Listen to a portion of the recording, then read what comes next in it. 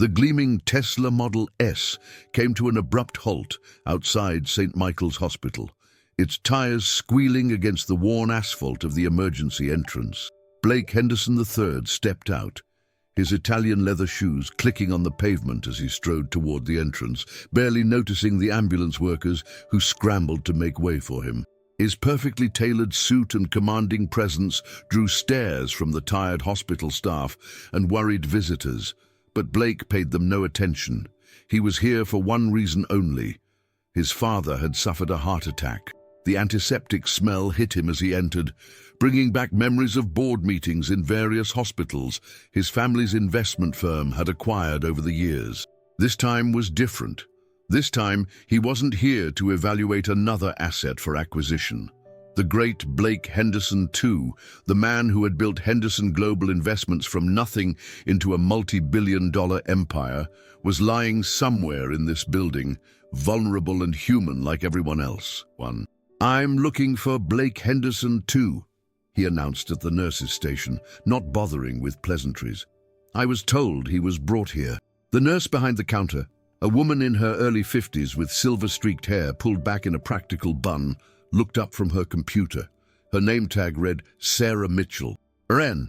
Her eyes, though tired, held a calm authority that made Blake pause. "Mr. Henderson is in good hands," she said, her voice steady and reassuring. "Dr. Patterson is with him now. I'll need you to fill out some paperwork while we—" "I don't have time for paperwork," Blake cut her off. "Do you know who I am? Who my father is? The Henderson wing of this hospital exists because of us." Sarah's expression didn't change, but something in her eyes hardened slightly. "Yes, Mr. Henderson, I know exactly who you are. And right now you're a son worried about his father, just like any other son who comes through these doors. The paperwork ensures your father receives the best possible care, which I assume is what you want." The words hit Blake like a splash of cold water. For a moment, he stood there, mouth slightly open, unused to being spoken to this way. Before he could respond, a commotion from down the hall drew their attention. "Code Blue, room 342, Code Blue." Sarah was moving before the announcement finished, her movements swift and purposeful. Blake's heart stopped as he realized room 342 was where his father had been taken. He followed her, his designer shoes slipping slightly on the freshly waxed floor. The scene that greeted him in room 342 would haunt him for years to come. His father, the titan of industry who had shaped Blake's entire worldview, lay pale and still on the hospital bed while medical staff worked frantically around him. Dr. Patterson was performing chest compressions while Sarah efficiently managed medications and monitored vital signs. "Push 1 of EPI," Sarah called out, her voice calm but commanding. She moved with practiced efficiency, anticipating the doctor's needs before he voiced them. Blake watched, frozen in the doorway, as this nurse he had dismissed moments ago helped orchestrate the fight for his father's life. The minutes stretched like hours. Blake had never felt so helpless in his life. His Harvard MBA, his position as CEO of Henderson Capital Partners, his fleet of luxury cars, and his penthouse apartment, none of it meant anything in this moment. All the power and influence he was accustomed to wielding meant nothing in the face of mortality. Finally, after what seemed like an eternity, a steady beeping filled the room. "We have rhythm," Sarah announced, her eyes fixed on the monitor, blood pressure stabilizing. Dr. Patterson stepped back, wiping his brow. "Good work, everyone. Mr. Henderson?" He turned to Blake. "Your father is stable for now, but he's not out of the woods. The next 24 hours will be critical." Blake nodded numbly, his eyes fixed on his father's face. The great Blake Henderson II looked small and vulnerable in the hospital bed, nothing like the commanding figure who had dominated Blake's life for 35 years.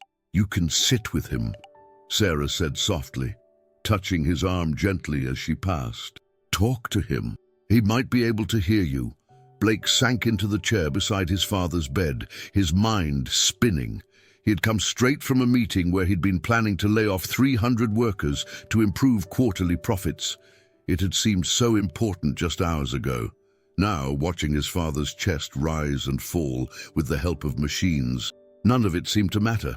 As the night wore on, Blake observed Sarah making her rounds. She checked on his father regularly, but he noticed she gave the same attention to every patient under her care. Through the open door, he watched her comforting a crying elderly woman in the next room, helping a young man with cancer take his first steps post-surgery, and patiently explaining medication instructions to a worried family.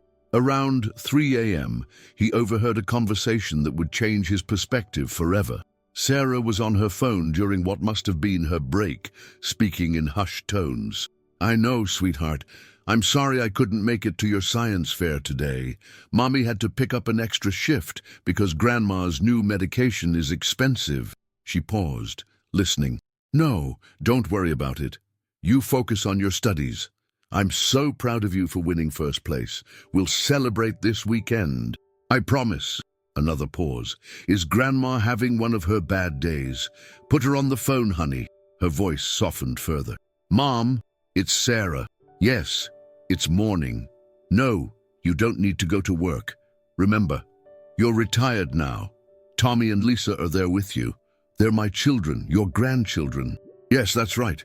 Just stay with them, okay? I'll be home soon." Blake felt something twist in his chest. He had assumed Sarah was just another hospital employee, someone whose life revolved around her job. Now he saw a woman working through the night, caring for strangers while juggling her own family's needs. A woman who showed more compassion in one shift than he had in his entire career. As dawn approached, bringing with it his father's first signs of consciousness, Blake found himself re-evaluating everything he thought he knew about success, worth, and the true meaning of a life well lived. But he had no idea that this night was just the beginning of a journey that would challenge everything he believed in, and that Sarah Mitchell would become the catalyst for the most profound change in his life. The morning sun was just beginning to paint the hospital windows in shades of gold when Blake's father opened his eyes. In that moment, as relief flooded through him, Blake made a decision that would set in motion a chain of events he could never have predicted. He needed to understand more about Sarah Mitchell, the night nurse who had helped save his father's life, and in doing so, had begun to save something in Blake himself. In the days that followed his father's heart attack, Blake found himself drawn back to St. Michael's Hospital long after visiting hours had ended. He told himself it was to check on his father's recovery, but his eyes increasingly followed Sarah Mitchell as she moved through the corridors with quiet efficiency. Her dedication fascinated him. It was so different from the calculated ambition he was used to seeing in his corporate world. One evening, as he was leaving the hospital, he witnessed something that stopped him in his tracks. Sarah was in the parking lot, bent over the engine of an ancient Toyota Corolla that refused to start. Her scrubs were wrinkled from a 12-hour shift, and exhaustion was evident in every line of her body.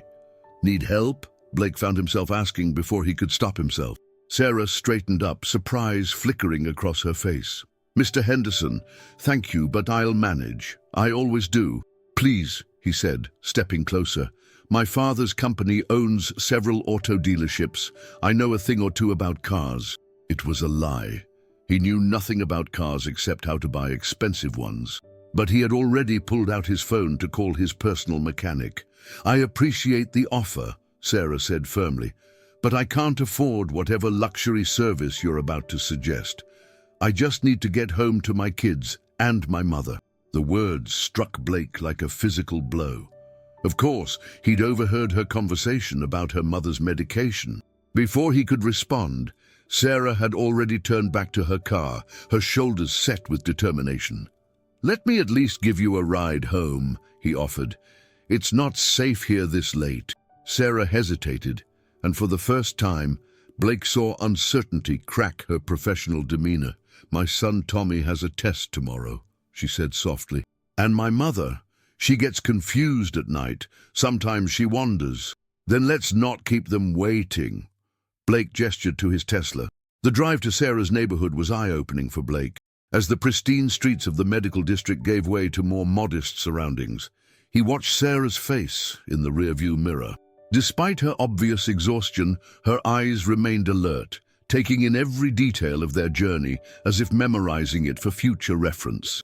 Sarah's house was small but well-maintained, with a tiny garden out front that showed signs of careful attention despite limited time and resources. As they pulled up, the front door flew open and two teenagers spilled out, a boy and a girl, both wearing expressions of relief that quickly turned to curiosity at the sight of the luxury car. "Mom!" the girl called out. "Grandma's been asking for you. She's having one of her bad nights." Sarah was out of the car in an instant, her professional calm giving way to maternal concern. "Thanks for the ride, Mr. Henderson," she said hurriedly, already moving toward the house. But Blake wasn't ready to leave. Something about this scene, this small house, these worried children, the unseen grandmother inside, pulled at him in ways he couldn't explain. "Sarah," he called out, "about your car. Let me help." She turned back, her expression guarded. "Mr. Henderson." "Blake," he corrected. "And please, it's the least I can do after how you helped my father." "Mum, who is this?" "The boy," Tommy asked, his young face showing a protectiveness that made Blake realize he was probably used to being the man of the house. Before Sarah could answer, an elderly woman appeared in the doorway, wearing a nightgown and looking confused. "Sarah? Sarah, is that you? I need to get to work. I'm going to be late." "Mom, no." Sarah rushed to her mother's side. "Remember? You're retired now. You don't need to go to work." Blake watched as Sarah gently guided her mother back inside, speaking in soothing tones. The teenagers followed, throwing curious glances over their shoulders at him. Through the open door, he could hear the grandmother becoming increasingly agitated. "But I have to go to work. They're counting on me at the office. Richard will be worried. Dad's been gone for 10 years. "Grandma," he heard Tommy say gently, "you don't have to go to work anymore." Blake stood rooted to the spot, feeling like an intruder but unable to leave. Through the window, he could see Sarah and her children working as a team to calm the elderly woman, their movements suggesting this was a familiar routine. It was so different from his own family dynamics, where interactions were scheduled through assistants and measured in stock portfolios. The next morning, Blake sat in his corner office at Henderson Capital Partners, staring at his computer screen without seeing it. The quarterly report showing the projected savings from the planned layoffs sat unopened in his email. Instead, he found himself researching Alzheimer's disease and the cost of memory care facilities. What he discovered shocked him. The average cost of quality memory care far exceeded what someone on a nurse's salary could afford. How was Sarah managing? Between caring for two teenagers and a mother with advancing Alzheimer's, while working night shifts at the hospital, it seemed impossible. His research was interrupted by his executive assistant. "Mr. Henderson, the board is waiting for your decision on the layoffs. They need the numbers for the shareholders' meeting." Blake looked up, really seeing his office for the first time that morning. The expensive art on the walls, the handcrafted desk that cost more than Sarah's car, the view of the city that reminded everyone who entered of his position and power. He thought about the 300 families who would be affected by his decision. Families perhaps not so different from Sarah's. "Cancel the meeting," he said abruptly. "Sir, cancel it and get me everything we have on St. Michael's Hospital, staff records, salary information, benefit packages, everything." "Mr. Henderson, that's not exactly—" "Just do it," he snapped, his mind already racing ahead. He had an idea forming, but he needed more information. He needed to understand how someone like Sarah Mitchell existed in a world he thought he understood. That evening he returned to St. Michael's, but not to visit his father. He spent hours observing the night shift, watching Sarah and her colleagues navigate the countless crises that arose in a busy hospital. He saw them handle everything from medical emergencies to family disputes with a level of skill and compassion that no business school could teach. What he didn't expect was to overhear a conversation that would shake the foundation of everything he believed about his family's business empire. Two nurses were talking in what they thought was an empty break room. unaware that Blake was just around the corner, waiting to speak with Sarah. "Did you hear? They're cutting the night shift differential again," one nurse said bitterly. "Ever since Henderson Global took over the hospital network, it's been nothing but cuts. They don't care about patient care, only their profit margins." "Sarah's taking it hard," the other nurse replied.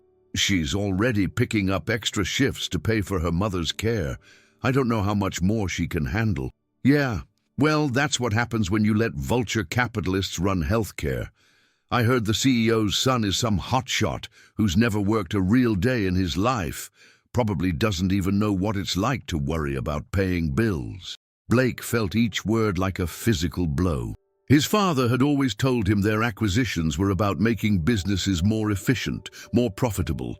But standing there, hearing the real human cost of those efficiency measures, he couldn't help but think about Sarah's ancient Toyota, her mother's expensive medications, her children waiting up late for their mother to return from another double shift. He left the hospital that night with his mind churning. The next morning, he would have to make a decision that would either maintain the status quo of his privileged existence or risk everything to make a change. But first, he needed to understand more about the woman who had unwittingly become the catalyst for his moral crisis. Blake sat in his father's hospital room, watching the morning sun cast shadows across the sleeping man's face. Blake Henderson II was recovering well, but the near-death experience had changed something in both father and son. The older Henderson was softer somehow, more contemplative.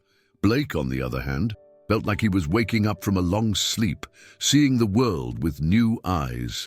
"You're here early," his father said, stirring awake. "No board meetings today?" Blake shifted in his chair.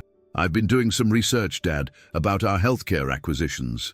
His father's eyes sharpened. Despite his weakened state, the businessman in him was still very much alive. "Oh, find anything interesting? Did you know that since we took over St. Michael's, staff compensation has decreased by 30%? That experienced nurses are leaving because they can't afford to stay? That patient care metrics have—" "Blake," his father interrupted, his voice tired but firm. "We've been over this. Hospitals are businesses, inefficient ones usually. We make them lean, profitable. That's what we do. But at what cost?" Blake stood up, running a hand through his perfectly styled hair. "These aren't just numbers on a spreadsheet, they're people. Like Sarah Mitchell, the night nurse?" His father's eyebrows rose. "The one who helped save my life?" "Yes, she's working double shifts to care for 2 teenagers and a mother with Alzheimer's. And our latest cuts are making it impossible for her to—" A knock at the door interrupted them. It was Sarah herself, coming to check his father's vitals. She looked even more exhausted than usual, dark circles prominent under her eyes. "Good morning, Mr. Henderson," she said professionally, nodding to both men. As she checked the monitors, Blake noticed her hands trembling slightly. "Sarah, are you all right?" he asked. "I'm fine," she replied automatically, but Blake could see she was anything but fine. Before he could press further, another nurse appeared in the doorway. "Sarah, you need to come quickly. It's Tommy. He's downstairs in the ER." The color drained from Sarah's face. Without a word, she rushed out of the room, her professional composure cracking for the first time since Blake had met her. He followed immediately, his long legs easily keeping pace with her desperate run to the emergency room. They found Tommy sitting on an exam table, his school uniform stained with blood from a cut above his eye. A police officer stood nearby, writing in a notebook. "Tommy!" Sarah cried, rushing to her son. "What happened?" The teenager looked down, his face a mix of shame and defiance. "It's nothing, Mom. Just a fight at school." "A fight? You? But you've never—" "They were saying things," Tommy cut in, his voice tight. "About you, about how you're never around because you're always working. They said—" he swallowed hard. "They said we're probably going to end up homeless because you can't take care of us and Grandma." Sarah's face crumpled, and Blake felt like an intruder witnessing her pain. But he couldn't look away. "Mrs. Mitchell," the police officer said gently, "this is the 3rd incident this month involving students from St. Matthew's Academy. If you can't pay the tuition, perhaps it would be better to transfer Tommy to public school. No, Sarah said firmly, though her voice shook. Tommy earned that scholarship. He has a chance at a better future there. I'll figure something out. I always do. Blake watched as Sarah held her son. Her uniform wrinkled, her eyes heavy with exhaustion and worry. In that moment, he saw more strength and dignity than in all the corporate boardrooms he'd ever entered. Later that afternoon, Blake sat in his office, staring at a document that could change everything. It was the complete financial analysis of Henderson Global's healthcare division, including all the efficiency measures they'd implemented over the years. The numbers were staggering. Billions in profit extracted from hospitals like St. Michael's, all at the expense of people like Sarah. But what made his blood run cold was the memo attached to it, dated just before his father's heart attack. It outlined a plan to cut night shift staffing by an additional 40%, eliminating redundant positions and optimizing labor costs. Sarah's position was on the list of those to be eliminated. His father had been planning to fire the very nurse who would later save his life. As Blake processed this information, his executive assistant buzzed in. "Sir, the board members are asking about the delayed layoff announcements, and your father's lawyer is here with some urgent documents requiring your signature." "Send him in," Blake said, his mind racing. The lawyer entered carrying a thick folder. "Mr. Henderson, these are the papers your father wanted you to sign. In light of his recent health scare, he's accelerating the timeline for you to take over as CEO of Henderson Global. He wants everything in place by the end of the month." Blake took the folder with numb fingers. Everything he'd ever wanted was right here. Complete control of the family empire. The power to shape the future of their business, his father's final approval. But all he could think about was Sarah Mitchell's trembling hands and her son's bloodied face. "There's something else," the lawyer continued, pulling out another document. "Your father wanted me to show you this as well. It's the original business plan for Henderson Global, written by your grandfather." Blake opened the yellowed pages carefully. His grandfather had started the company shortly after World War II, but Blake had never seen these documents before. As he read, his heart began to pound. The original mission statement was nothing like the profit-driven machine the company had become. His grandfather had wanted to build something that would help people, that would make communities stronger. The very first acquisition had been a struggling hospital, not to strip it for assets, but to save it. "Your father thought seeing this might help you understand the legacy you're inheriting," the lawyer said quietly. "He wants you to sign the papers tomorrow at the shareholders' meeting." Blake stood up and walked to the window, looking out at the city below. Somewhere out there, Sarah Mitchell was probably starting another night shift, fighting to keep her family above water while his company plotted to pull the ground out from under her. He thought about his father in that hospital bed, small and vulnerable. He thought about Sarah's mother, lost in the fog of Alzheimer's, and Tommy fighting battles no teenager should have to fight. He thought about his grandfather's vision, so different from what the company had become. The decision he had to make would either secure his place as his father's son and heir, or risk everything he'd been raised to value. But as he stood there, watching the sun set over the city, Blake Henderson III realized he'd already made his choice. He just wasn't sure if he was brave enough to follow through with it. The shareholders' meeting room at Henderson Global headquarters buzzed with anticipation. Board members and major investors filled the pristine space, their excited murmurs echoing off the mahogany walls. Today was supposed to be Blake Henderson III's coronation as CEO, the culmination of everything his father had groomed him for. Blake stood at the podium, his grandfather's original business plan hidden beneath his prepared speech. His father sat in the front row, still looking pale, but determined to be present for this moment. The older man gave his son an encouraging nod, completely unaware of what was about to happen. "Ladies and gentlemen," Blake began, his voice steady despite his racing heart. "For 35 years, I've been taught that success is measured by profit margins and market expansion.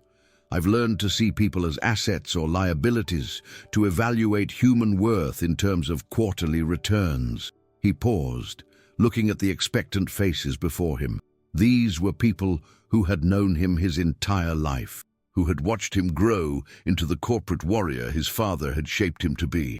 But recent events have forced me to confront a difficult truth.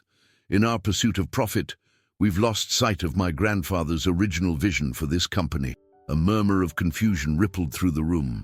Blake's father straightened in his chair, his expression shifting from pride to concern. "I have here," Blake continued, holding up the yellow documents, "the original mission statement of Henderson Global, written by my grandfather after World War II. His vision wasn't to build an empire of profit at any cost. It was to create an organization that would strengthen communities and help people build better lives." "Blake," his father's voice cut through the room, a warning in his tone, "think carefully about what you're doing." "I have thought about it, Dad. I've thought about nothing else since the night you had your heart attack. Since I watched Sarah Mitchell, a nurse our company was planning to lay off, save your life." The room erupted in whispers. Blake pressed on, his voice gaining strength. "We've been systematically stripping our healthcare acquisitions of their ability to provide quality care. We've been forcing dedicated professionals like Sarah to work impossible hours for decreasing pay, all while congratulating ourselves on our business acumen." He pulled out another document, the staffing cut proposal, and held it up. "This plan would eliminate 40% of our night shift hospital staff, including the very nurse who helped save my father's life, all to increase our profit margin by 2%. "That's enough!" His father struggled to his feet, your face flushing. "Blake, you're emotional. We can discuss this privately." "No, Dad, no more private discussions, no more decisions made in boardrooms about people we never see.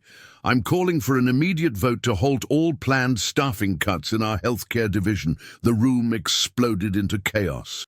Board members jumped to their feet, shouting objections. Blake's father swayed dangerously, and two associates rushed to help him back to his seat. "Furthermore," Blake continued over the din, "I'm proposing a complete restructuring of our healthcare management approach, starting with St. Michael's Hospital. We'll reinstate competitive wages, restore staffing levels, and implement support programs for healthcare workers with family obligations." "You'll destroy everything we've built," someone shouted. "No," Blake countered. "I'll rebuild it into something worth being proud of, something my grandfather would recognize." He looked directly at his father as he delivered his final blow. "And if the board won't support these changes, I'm prepared to liquidate my personal holdings in Henderson Global, approximately 28% of total shares, and use those resources to establish a competing healthcare management company, one that puts people before profit." The threat hung in the air like a thundercloud. Everyone knew what a sell-off of that magnitude would do to Henderson Global's stock price. Blake's father sat in stunned silence, his face ashen. "Mr. Henderson," the head of the board spoke up, his voice tight with controlled anger, "you're talking about hundreds of millions in reduced profits. The shareholders will never—" "Then let them vote," Blake interrupted, "right now. But first I want them to meet someone."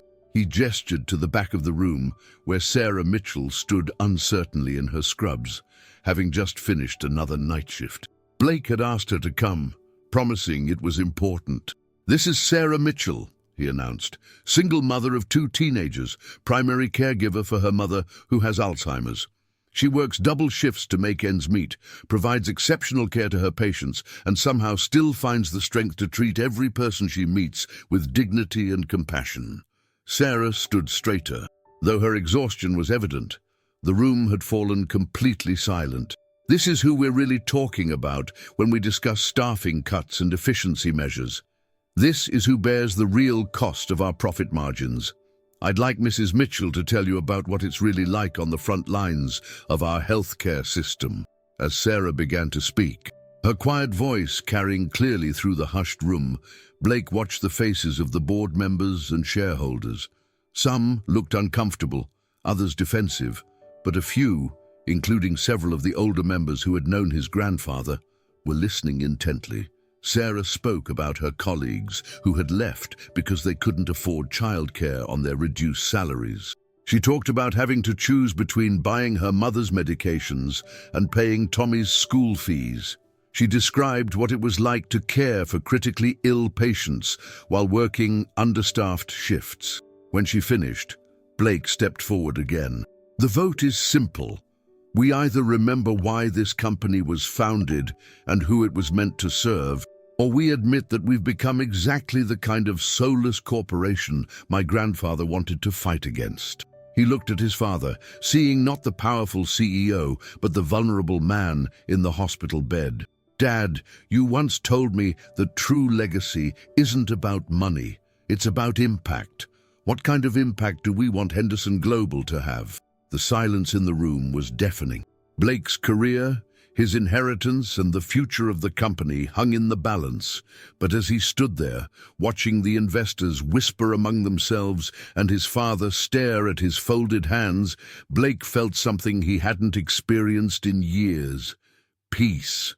Whatever happened next, he knew he was finally becoming the kind of man his grandfather would have been proud of. The kind of man who, like Sarah Mitchell, understood that true worth couldn't be measured in dollars and cents. The vote took 3 hours. 3 hours of intense debate, heated arguments, and passionate speeches from both sides. Blake remained standing at the podium, his posture straight but his knuckles white as he gripped the edges. Sarah had been asked to wait outside, but she chose to stay, quietly observing from the back of the room as the future of thousands of healthcare workers hung in the balance. When the final tally came in, the room fell silent. The head of the board cleared his throat, adjusted his glasses, and read the results with a slightly trembling voice. By a margin of 3%, the shareholders have voted to approve Mr. Henderson's proposed changes. Blake released a breath he hadn't realized he'd been holding. His father, who hadn't spoken since his initial outburst, slowly rose from his chair. The room watched, tension thick in the air, as Blake Henderson II made his way to the podium where his son stood. For a long moment, father and son looked at each other, decades of expectations and assumptions hanging between them. Then, to everyone's surprise, the older Henderson smiled. A real smile, not the calculating one he usually wore in board meetings. Your grandfather, he said softly, so only Blake could hear, would be proud. He turned to face the room. Ladies and gentlemen, I move to make my son's appointment as CEO immediate and unanimous. The motion passed without opposition. As the room began to clear, board members and shareholders filing out in various states of shock or resignation. Blake's father placed a hand on his shoulder. I've been wrong about a lot of things, the older man admitted. It took nearly dying to make me see it, but you... He shook his head, his eyes suspiciously bright. You figured it out on your own. Before Blake could respond, they were interrupted by an urgent commotion at the back of the room. Sarah was on her phone, her face pale with panic. I have to go, she was saying. My mother... She wandered off while the kids were at school. The police are looking, but she's confused. She could be anywhere. Blake didn't hesitate. I'll help you look. Dad? The older Henderson nodded. Go. I'll have our security team assist the police. What followed was a tense 2-hour search through the city. Blake insisted on driving Sarah himself, watching as she alternated between calling hospitals and trying to think of places her mother might have gone. They checked her old workplace, her former house, the park, where she used to take Sarah as a child. Finally, a call came in. Someone had found an elderly woman in a business suit, trying to enter an office building that had been demolished years ago. She kept insisting she was late for work. When they arrived, they found Sarah's mother sitting on a bench, being watched over by a kind security guard. She looked up at their approach, her face lighting up with recognition, but not of her daughter. Richard, she called out happily, looking at Blake. I knew you'd come find me. These people keep saying I don't work here anymore, but I told them you'd explain everything. Sarah's breath caught. Richard had been her father's name. Blake, understanding the situation immediately, stepped forward and gently took the elderly woman's hand. "It's okay," he said softly. "You don't have to work anymore. You've earned your rest. Why don't we get you home? Your daughter Sarah is worried about you." "Sarah?" The older woman looked confused, then focused on her daughter, as if seeing her for the first time. "Oh, my Sarah, when did you get so grown up?" As they drove back, Sarah's mother safely buckled in the back seat. Blake made a decision. "Sarah," he said quietly, "I want to tell you about the changes we're making at St. Michael's." He outlined the new policies. Increased wages, better staffing ratios, and, most importantly, a comprehensive support program for employees with family care responsibilities. "We're going to establish an on-site adult daycare center," he explained. "High-quality memory care, available to all employees at no cost. Your mother would be well cared for while you're working, and you could check on her during your breaks." Sarah's hands trembled in her lap. "Why?" she whispered. "Why are you doing all this?" Blake thought about his father in the hospital bed, about his grandfather's original vision, about the kind of legacy he wanted to build. "Because it's right," he said simply. "Because people like you deserve more than just surviving. You deserve to thrive." 6 months later, Blake stood in the newly renovated wing of St. Michael's Hospital. The adult daycare center was celebrating its grand opening, and the place was filled with families of hospital employees. Sarah's mother sat at a craft table, happily arranging flowers with other residents, while trained memory care specialists worked with them. Through the large windows, Blake could see the center's garden, where Tommy and his sister were helping to plant flowers. Sarah approached, wearing her nurse's uniform but looking healthier and more rested than he'd ever seen her. She was now the head of nursing for the night shift, a position she'd earned through her years of dedication and expertise. "Your father's latest tests came back clear," she reported with a smile. "The lifestyle changes are working." Blake nodded, watching as his father, who had officially retired but still liked to visit the hospital, showed a group of young nurses his grandfather's original business plan, which now hung framed in the hospital's entrance. "You know," Sarah said thoughtfully, "when you first started coming around, I thought you were just another rich guy trying to ease his conscience. I was wrong about you. I was wrong about a lot of things too," Blake admitted. "I thought success meant profit at any cost. I thought power came from making tough decisions without letting emotions get in the way." He gestured to the busy daycare center, the happy families, the staff members who no longer looked exhausted and defeated. "This is real success. This is real power. The power to make life better for others." Sarah touched his arm gently.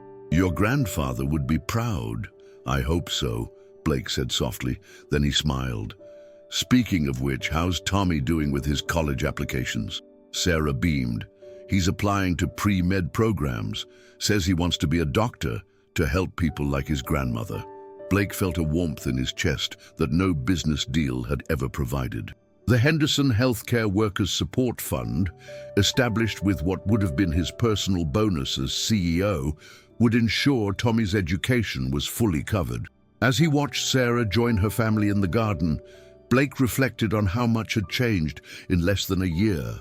Henderson Global's healthcare division was now a model for ethical business practices in the industry. Profits were lower on paper, but employee retention was up. Patient satisfaction had skyrocketed, and the company's reputation had never been better. More importantly, Blake had found something his wealth had never been able to buy: purpose. Every morning, he woke up knowing that his work was making a real difference in people's lives. He was building a legacy his grandfather would have recognized, not of wealth accumulated, but of lives improved. His father, too, had changed. Released from the pressure of running the company, he had discovered a talent for mentoring young healthcare administrators, teaching them to balance business efficiency with human compassion. The sun was setting over St. Michael's Hospital, casting a warm glow through the windows. Inside, families chatted, patients received compassionate care, and healthcare workers went about their duties without the crushing stress of understaffing and financial struggle. Outside, in the garden, Sarah's mother was telling Tommy stories about her own youth, having one of her increasingly frequent moments of clarity. Blake Henderson III, CEO of Henderson Global, stood watching it all, understanding at last what his grandfather had known so many years ago, that true worth isn't measured in dollars and cents, but in the lives you touch and the changes you inspire. In helping Sarah Mitchell and her family, he had found his own salvation, his own path to becoming someone he was proud to be. And in the end, that was worth more than all the profits in the world. What would you do if you had to choose between wealth and doing what's right? Have you ever witnessed someone's kindness completely transform another person's life? Sometimes the most powerful changes start with a single moment of understanding, a glimpse into someone else's world that opens our eyes forever. What touched you most about this journey of transformation? Share your thoughts in the comments below. What difficult choice would you make if you were in this situation? What sacrifices would you be willing to make for what you believe in? If this story moved you, touched your heart, or made you think differently about success and what truly matters in life, take a moment to like this video. Your support helps us continue sharing these powerful stories of human connection and transformation. And here's something special for you. The story waiting for you on the left will take you on another emotional journey that will challenge your perspectives and touch your heart just as deeply. Trust us, you won't want to miss what happens next. Subscribe and join our family of storytellers and dreamers. With your support, we can keep bringing you these powerful stories of hope, transformation, and the incredible strength of the human spirit every single day. Together, we're not just watching stories, we're discovering what it truly means to be human.